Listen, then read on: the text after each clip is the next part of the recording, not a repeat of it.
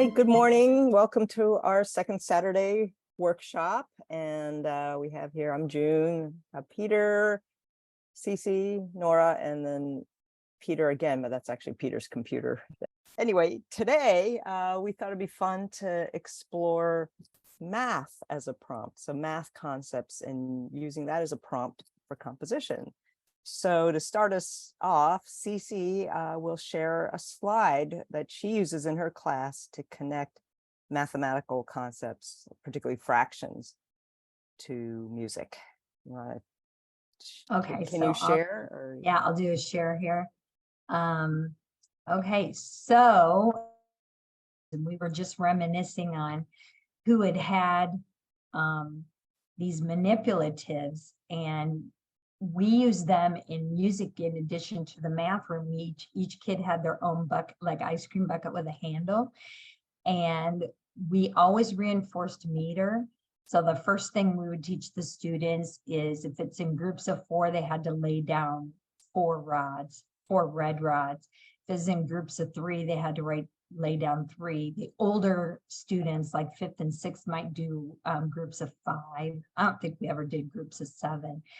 But then there were subdivision of the beat that sat on top of the meter. And so I'm just going to show you what the rods would have looked like. We had a dark brown rod that was as long as 4 of the red ones. So this would exemplify the whole note. And then we had creamy yellowish ones that were, they would cover 2 of the beats. So those represented the half notes.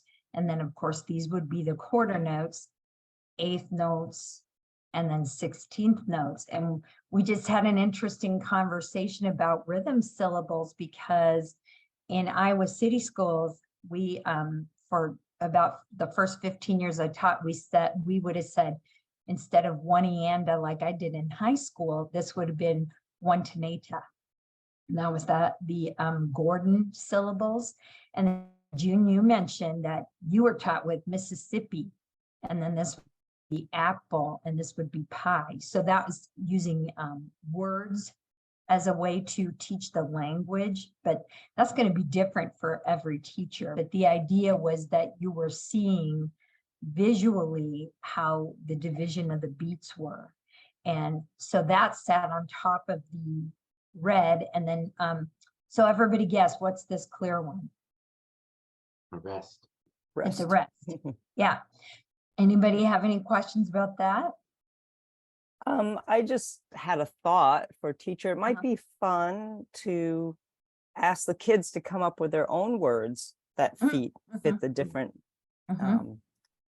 rhythms. That way, then they're like really listening and thinking about words and vocabulary and kind of then, so they're able to apply it at another level of abstraction, I guess, instead of just taking what they're given. And then that gets you into like even thinking about lyrics and things. They could become song lyrics. Yeah, I think like poetic meter. That's a great idea, June. So then they could learn to apply some words. Yeah. In thinking about this also, the syllables that you've mentioned so far demonstrate stresses as well. Now I'm thinking about poetic meter, but did you talk about the stressing of beats or onsets? We would say like on beat was 1 and 3, and off beat was 2 and 4, and then we had musical examples like jazz or most pop music would be 1 and 3 is the well, just like when you say 1 and 2 and the number is stressed, or 1 and the E and are unstressed, so you get that feeling. Where the beat is, Okay, now I got an idea. 2 and 3 and. But I mean, look at that. So do you see how that's now that's blue? Yep. And so the stress is off the other. So it's not 1 E and up. It is 1 E, 2 E and up. And then I'm going to show you one more thing, and then see if what we're really trying to do is see how can we make fractions and division of beat, which is very mathematical, becomes something that we can then compose with. So this is another thing. When I taught junior high, I had a pie and I had a box that was round, and the brown was the top layer, and then you went down, and I had 2 yellows, so I could pull them out and they would each be half of the pie. I'd have the kids say, this is the whole pie, and that's the whole note. And then I'd pull out the 2 pieces, and I said, we divided it into 2, so now we have half and half. That makes the whole pie. And then we do the 4 slices, which were quarter, and the 8 slices, which were eighths, and the 16 slices, which were 16th notes. If I could put this back in the box, I could put a half plus 2 quarters, or a half plus 4 eighths, or a half plus 8 sixteenths. So you could do any combination, but for somebody who's visual. And so the idea is that you were splitting it fractionally by, you know, combining things. You could have quarter, eighth, quarter, 4 sixteenths. And then we always started at the top left, and we count 1, 2, 3, 4. Okay, so do you want me to stop sharing? Yeah. And why don't we jump into Hyperscore and think about how we can use these ideas to create some cool sounds. Well, one thing that might be worth showing, well, we won't show it because you don't have it ready, but I was thinking triplets. So everything you've shown so far is like divided by 2 now, but you can also divide by just any other, 3 would be the next thing to tackle. We But can look at that in Hyperscore. yeah. Yeah, And you can visually do syncopation and tuplets, and and then when you line 3 against 2, and you can see like it, where they line up and then they're off and then they line up again, and you can kind of hear that pulse in the music when you have that kind of juxtaposition. But so where do we want to start? Melody or rhythm? I'm just gonna create, I think, because for now let's start with the melody, because I want to hear the sustained sounds. But I don't have the same exact colors that Cece had, but let's think about what we're seeing here already. So by default, we're in a 4/4 meter. So actually we have those same kind of subdivisions that we saw at the red level in Cece's diagram, or the numbering. So let's say a whole note, which was brown, would be the length of 4 of these beats, and we see those beat divisions here. So I'm just going to make this 1 measure long again, and that would be our whole note. Peter, may I make a suggestion? Yeah. We have that wonderful setting you created of the blocks. Yeah. And I had students who told me that when they looked at it as blocks, if you're teaching attack and decay, the rainbow shape or the droplet shape is perfect, but maybe for the purpose of math, the block note is that makes better. sense. So we have a whole note. And of course, a lot of these things, especially when you're only dealing with 1 note, we can't hear that just on its own, because we don't know how long it lasts would depend upon the tempo. But so we're kind of in this tempo-less construct when we're thinking just about meter. Like this whole note could be a half note if we were at twice the tempo. So hearing just 1 note doesn't really give you a sense of meter. But we can also, and I'm actually going to go with polyphony here, just so that we can put it in different pitches. So let's do a half note. So Peter, what you're saying there is the great thing about this is it's very it's graphic and visual. Yeah, kind of recreating the same visuals that you had in a way. So I've got 2 half notes now in the duration of a whole note. Let's do quarter notes. And I can fit 4 of those there. So we're seeing the same kind of patterns that we were Mhm. seeing. We can Mhm. hopefully maybe even hear that. If you listen hard, you can hear it. Yeah. Well, maybe Attack. maybe if it was individual and you adjusted the volume in the sketch window, like there was one window with the whole note, Oh yeah, yeah. one window with half notes, one window with Mhm. quarters, and then in the sketch window you do the dynamic level. Yeah, definitely. We can try that in a moment. I just want to see how it feels. Just trying to create the same kind of visual that you had with the rods. And even just go down to eighth notes.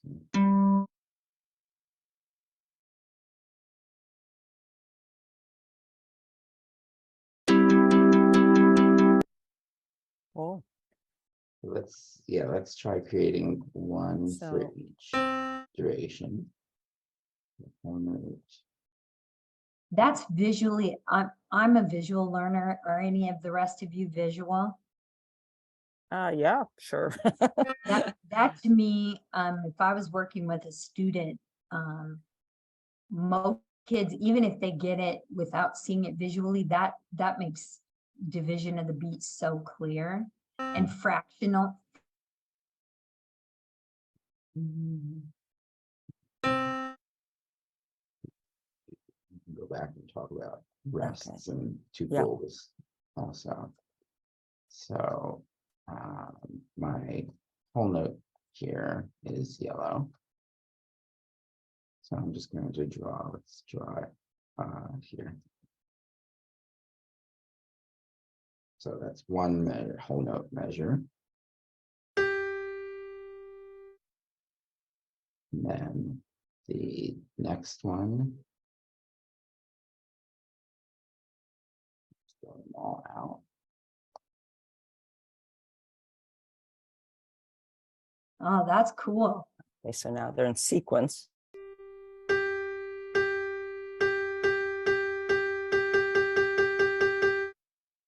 Oh, yeah. Yeah. So now we can also stack them here.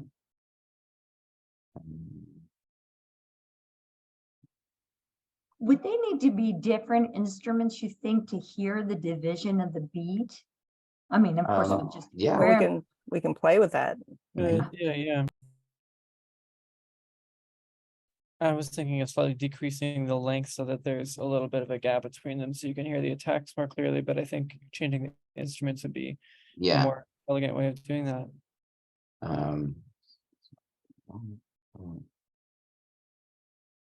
So let's keep that on piano. Let's make it explicit. Oh, here again, I would have never thought of doing that. Thank you for showing us how to change tone color.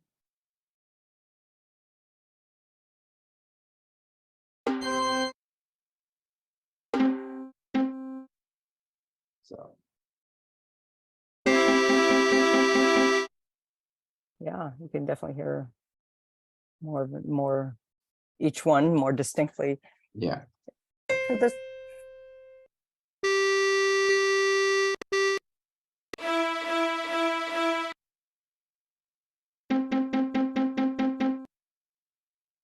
so the only one, the green, I forget what it's some brass instrument or something. They seem like a little less articulation. Yeah, this is the legato strings. Okay.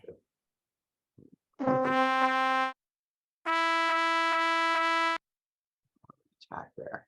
And then, yes, so to emphasize the attack, as Nora was suggesting, you could also shorten these slightly. But then we're not quite talking. I think that makes the math. I don't know if that makes the math clearer or not. It's not as visually striking as the full divisions. Yeah, but certainly we'll hear that more pronounced. Yeah. Well, and that's something maybe you could talk about as the music teacher, is that it's not as striking visually, but you can't hear it orally without that little gap. Yeah, Yeah, much yeah, you more. definitely. Oh, Yes. yeah.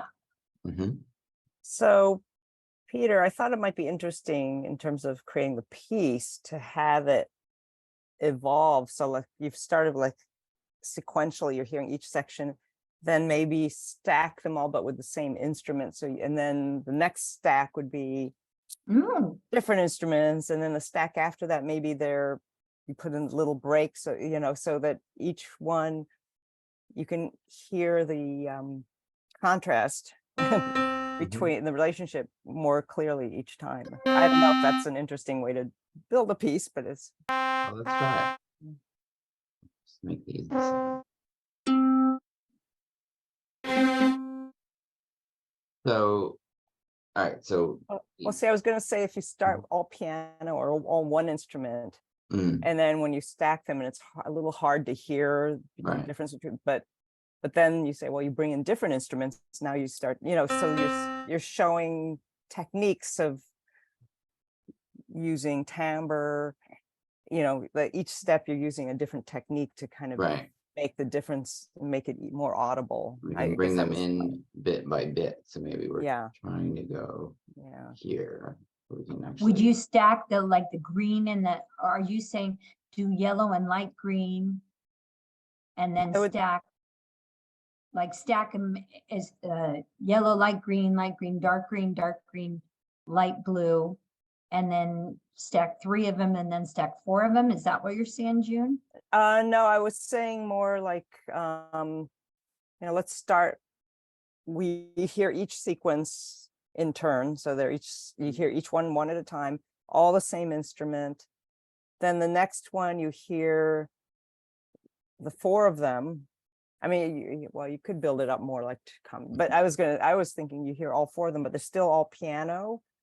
So it's a little hard to hear between the next one. You say, okay, let's make it easier to hear. Let's make each line a different instrument. All right. And then the next stack, let's introduce a little teeny rest at each one so that there's more articulation to help you. So it's kind of evolving from something that feels undifferentiated to something that's more and more differentiated, and you get to see, that's, and then maybe you can even then start to play with pitch, like you can, like the 8th notes, maybe they alternate now in pitch, da da da da da da, Yeah. Also, just while I'm thinking of it, one thing that's visually interesting here is that we see the subdivisions in the melody window, but to reinforce the fact that they make up a whole value, a whole note length, or a whole bar in the sketch window, we see them as the whole note here. So we're dealing with whole bars right now in the sketch window, even though they're made up of these subdivisions. Right. So let's try just quickly. Let's take out these shorter values in this iteration, and then maybe we can add the rests in here. See what this all sounds like so far. And then we can get into some more interesting patterns.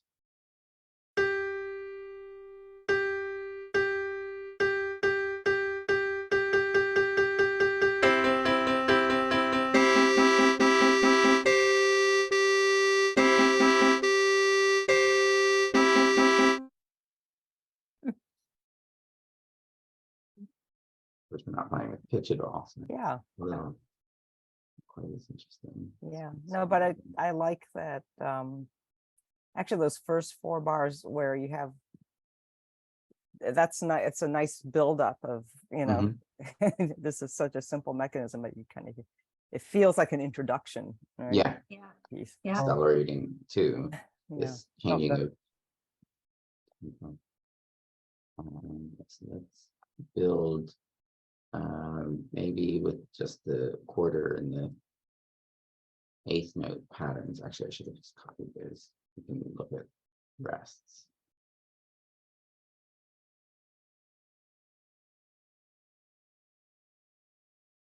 I just like to point out that seeing Peter do that gives teachers examples of how they could also use the shortcuts.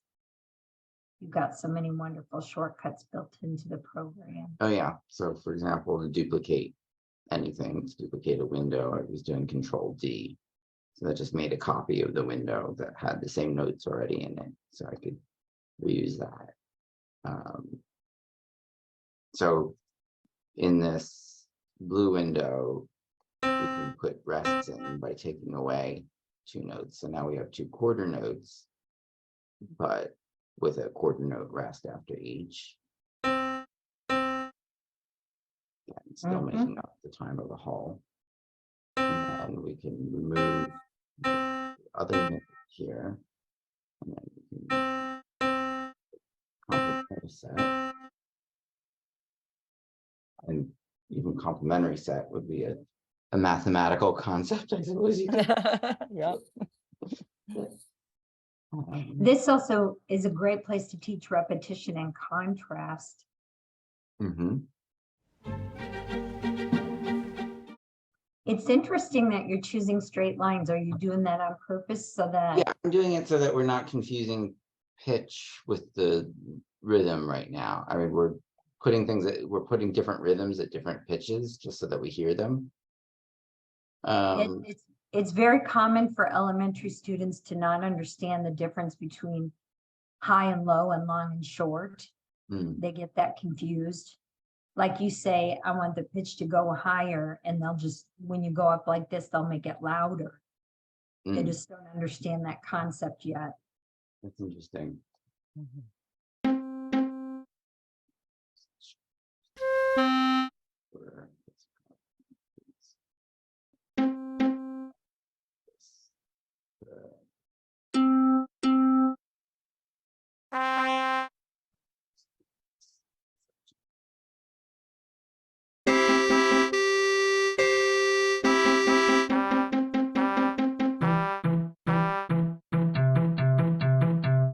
I like that.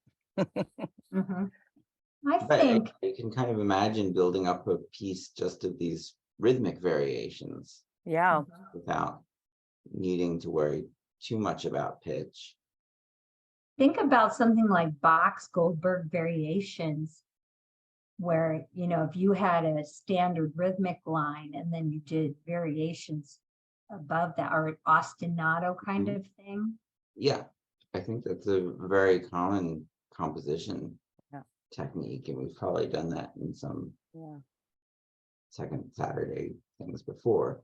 Right? If we just even take this green, we can come up with a melody, melodic motif that fits that same rhythm very easily. Yeah. Oh, cool.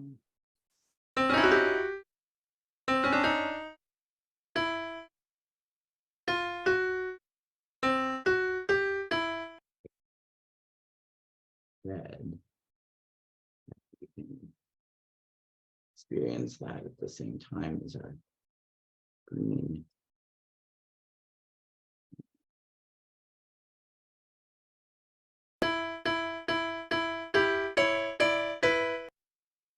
So once you have your kind of rhythmic building blocks, you can build up melodic building blocks that match the same rhythm just by taking that and moving things around within the melody window.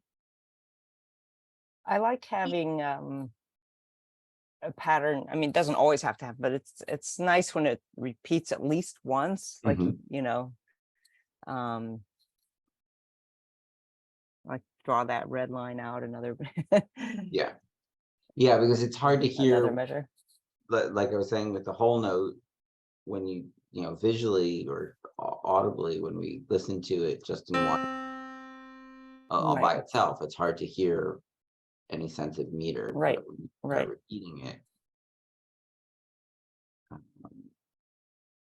Of course, in, you know, in music, things are repeated often because it's a different experience. The first time you hear something is novel, and then there's then you hear, then there's the recognition experience, which is, And and then you start to build things like anticipation or contrast. And then once you know, and now you can contrast and change it, and that has another effect. right, Yeah. so Yeah. the kind of that establishing an expectation through Mhm. repetition. Yeah. And then what's interesting is when you change that. Hmm. So that's kind of the David Huron theory about anticipation of and how we get emotional Right. content in music is from when do we choose to change something. Yeah. If you hear the same thing over and over again, we know what to expect. Right. It's when something happens that we didn't expect, or it's a change that we could predict, that it becomes interesting. Yeah. Can I tell a little story and see if it matches with what you're just talking about for the somebody who doesn't know music theory? My daughter and her husband were driving, and she texted me and said, I just heard a song and we both love it so much. Why do we love it? And it's, I don't know if you guys have heard it. It's called The Golden Hour. And I think the artist is JKVE. And it's talking about how the person he loves, his greatest love, her skin sparkles and shines.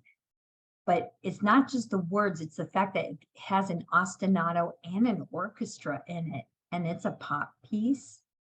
But the ostinato, she was saying, why do we like this so much? And analyzing that, it was the repetitiveness, although he made it have sequences, it went higher. The repeating pattern went higher and went lower. So is that kind of the thing talking about? She didn't have any words to describe what she liked about it. But once I said it's a repeating pattern, then she understood that. Yeah, and you think about, especially in pop music, there's within a section, there's often a consistent sense of meter or very little rhythmic variation. Pop songs are very repetitive in that way, and that could be part of their appeal, is that they give you this constant pulse or this constant pattern that you adapt to, so then you can hear the other changes more distinctly. Mhm. It's actually a thing that they talked about in the 50s, that it was a formula and you were going to have a hit song if you followed the formula. Mhm. Yeah. Mhm. Ironically, a lot of pop songs are like 1-4-5-1 progressions, and yeah. Yeah. So what does this next section, the green and red, sound like?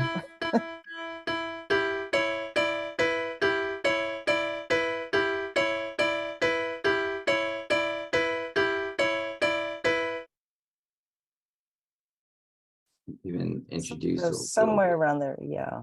Yeah. I sort of want to introduce like the da da da da da, you know, or and a change of Or you pitch. change the pitch too. Yeah. So we can even produce a Yeah. similar sort of pattern. And then we can bring back in the eighth note. Yeah.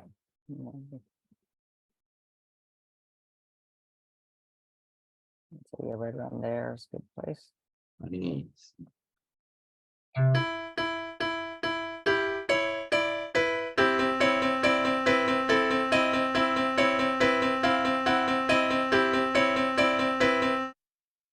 It's harmonically very weird, but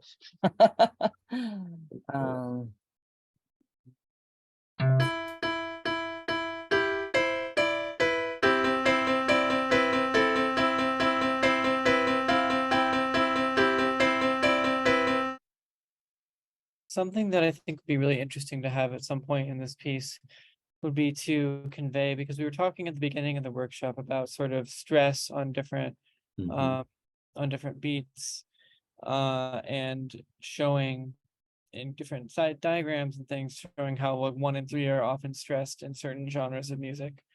And I think introducing syncopation as a turning point in this piece would be a really compelling thing, as we're talking about the sort of unexpected change that can create emotionality. well, I was thinking about doing that with percussion, because we often, I mean, Mhm. there are ways we could emphasize, what does it mean to stress a beat? Usually there's some articulation Mhm. in that, or dynamic change. It could be building up multiple beats, and we've kind of done that by just pairing multiple things. So if, for example, we have this let's say this purple bass here, we could stress the not stressing the individual performance, but we're stressing the half note beats just by playing these two things together.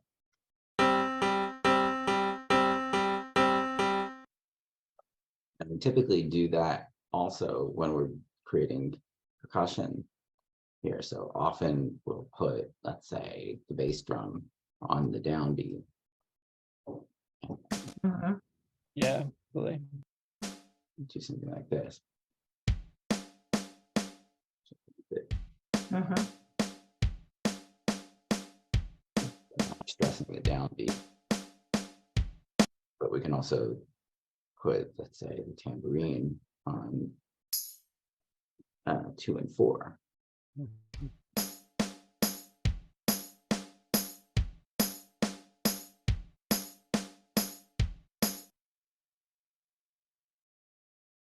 You could also do something with that where you have different rhythm windows and you make one, like the bass drum one is louder than the Yeah, tambourine. sure. So you could use volume, like Nora's saying, to show stress. You could use volume to do that as well. Yeah. Just put it in the running. Mhm. Mhm. So building up these percussion windows is, we're using a lot of those concepts that we already talked about. Yeah. We see the whole note stress with the bass drum.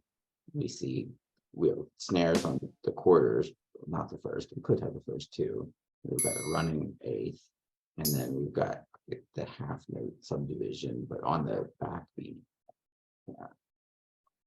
So let's take the bass drum out of here. I'm just going to pick some colors. Bits, and then just put the bass drum on its own here.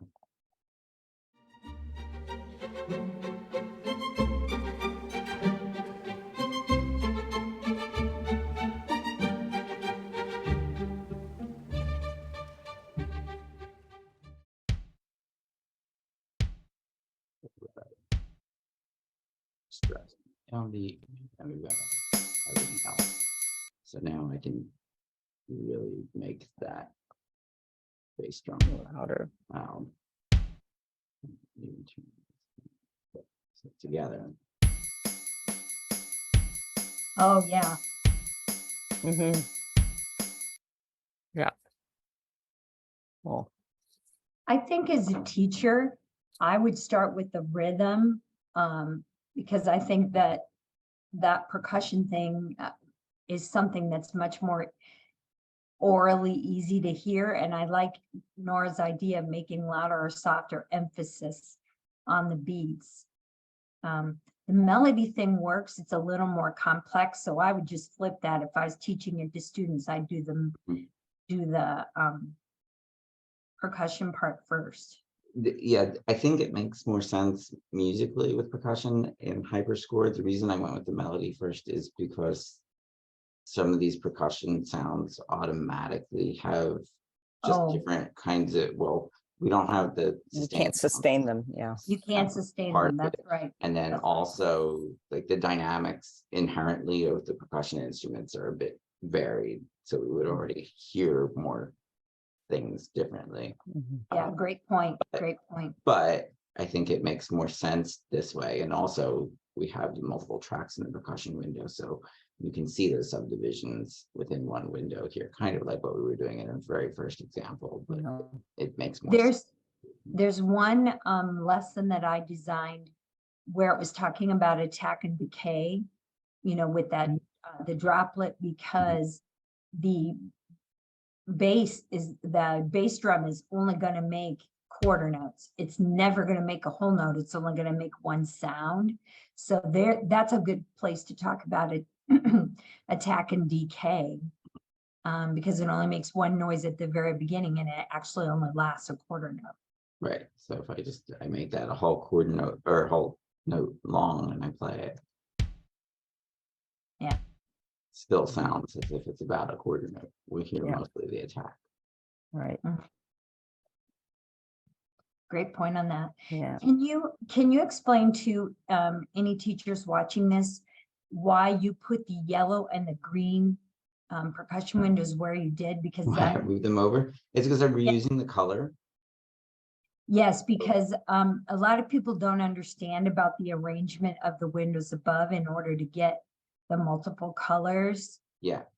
That's a brilliant part of Hyperscore. Yeah. So we have 8 colors, but we can reuse those colors, and the strokes of a particular color use the window that starts closest before that stroke. So there is a correlation between the placement of this window and these yellow strokes, for example. Mhm. So they're using this because they start just before this. Whereas here, to get these to play this yellow window, I had to move that window so it starts before this stroke starts. So I can have these 2 yellow. Yeah. Yeah. Great. So we, That's really interesting. That could be an extension lesson. Mhm. You know, Yeah, extent. it's definitely an advanced concept. Some kids discover it because they're using colors without Right. being aware of it anyway. But a lot of people, it's easiest if you're working with just 8 colors, certainly, because you don't have Yeah. to think about the window placement.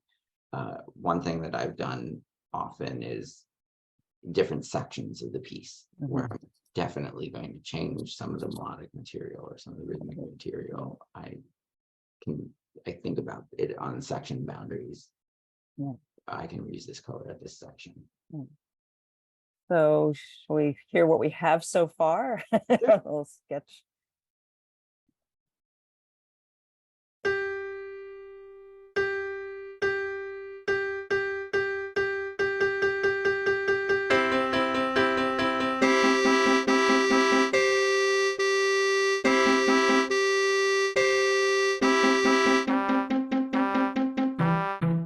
Oh,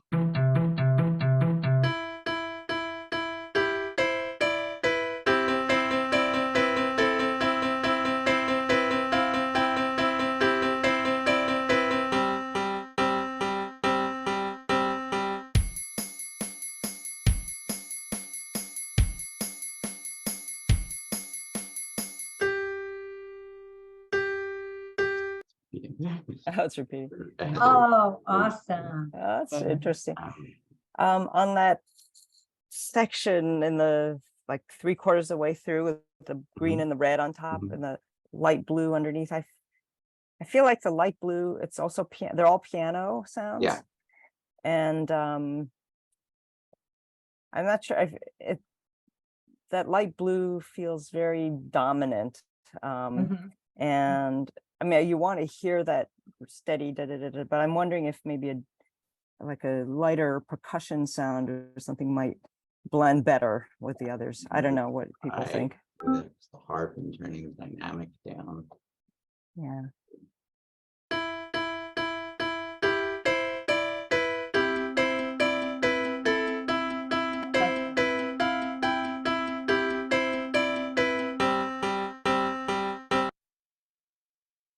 Yeah. What do you think? Yeah, I mean, we can also That's put good. in make it actual percussion. So it could be like a running eighth triangle like I've done before. Oops, that's 16. Oh, well, you can introduce.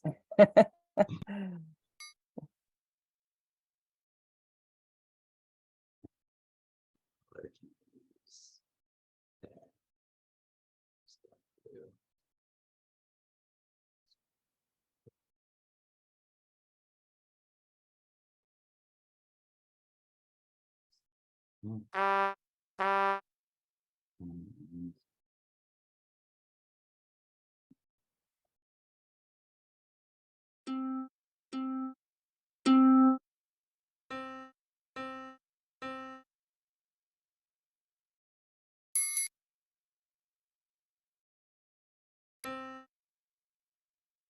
little tricky when you're using Windows. Yeah, to try to get it to Yeah.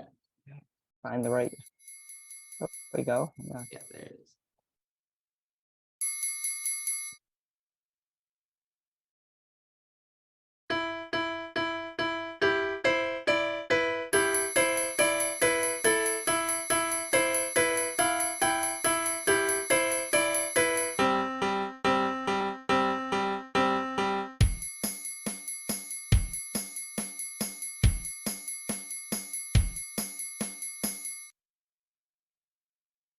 Well, it's kind of Not the greatest piece, but it's full of it's lively. practical goodness. Yeah. So we have like about 4 minutes left to create an ending for this. How are we going to end this? Do we want to? I mean, one way would be to recapitulate the beginning, or maybe reverse the beginning and have it go. Move You know, everything over. This is the other Yeah. problem with reusing colors, is so I gotta move everything over. Now I have to move all the windows too. So once you move it over and lay the color down, you can reuse it. You just have to move it to the new spot. Yeah. I just have to make sure they still line up with the.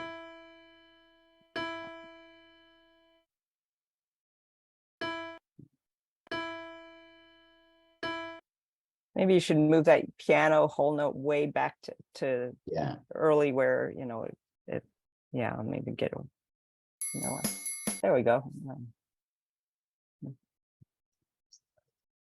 Now it's getting just a mess. So often when I reuse colors, I tend to line them up just so it's easier to see, but I didn't do that here either.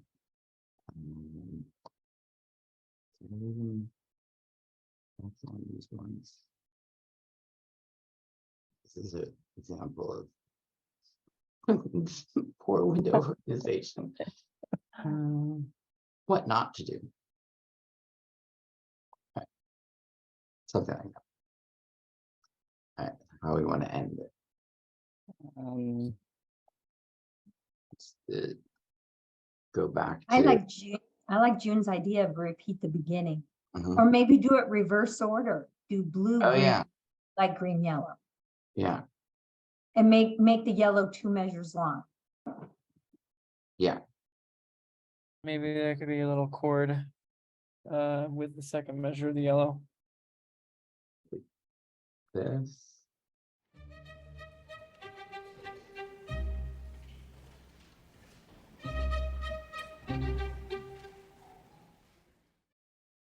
No, I think we have a different yellow here. I have to bring back the You have to. original. Do you have to copy all those and put them a copy over there? Or? I think it's just the. Oh no, the yellow and the green. So.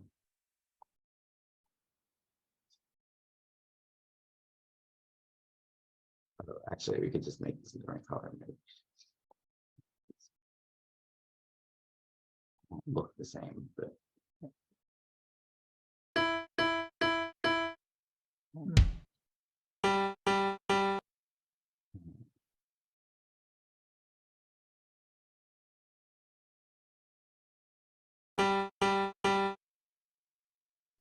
That works.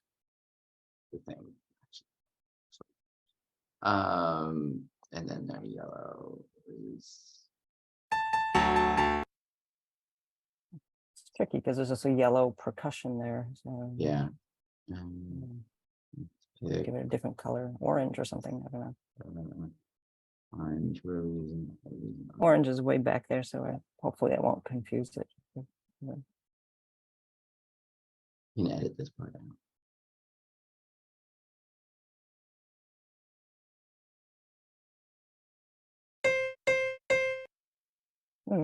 That's weird. Okay, it's doing the other orange. Doesn't want to do this at all. There you go. There we go. There it is. All right, let's listen to this now. Hopefully it's intact.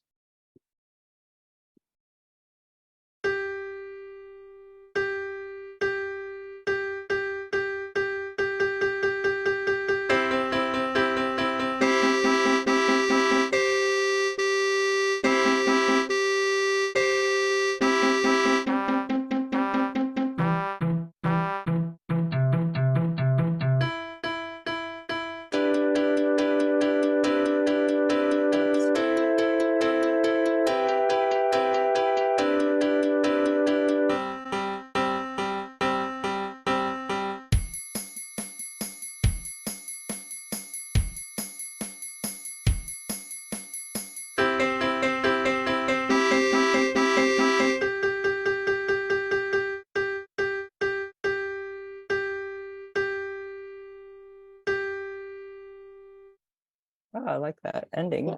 Mhm.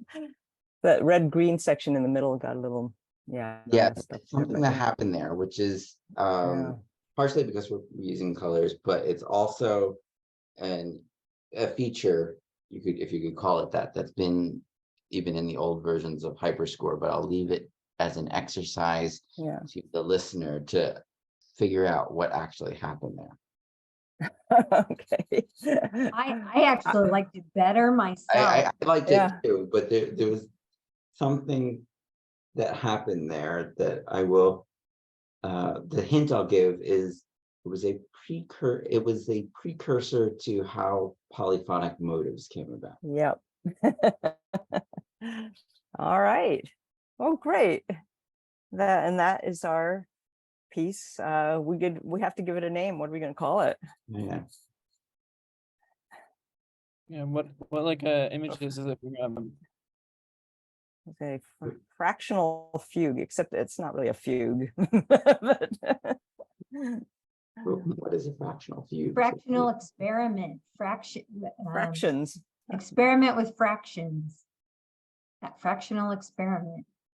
We got the beat. Fraction traction.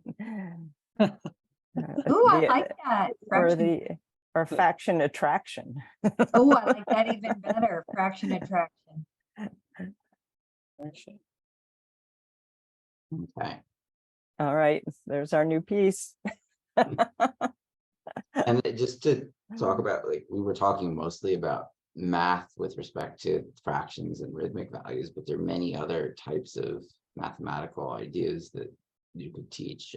You start thinking about intervals or Oh, yes. sequence, Oh, repetition.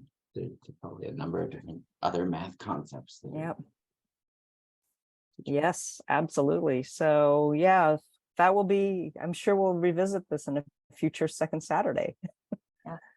So, well, great. Well, thanks everybody for another very stimulating morning, and good work, everybody.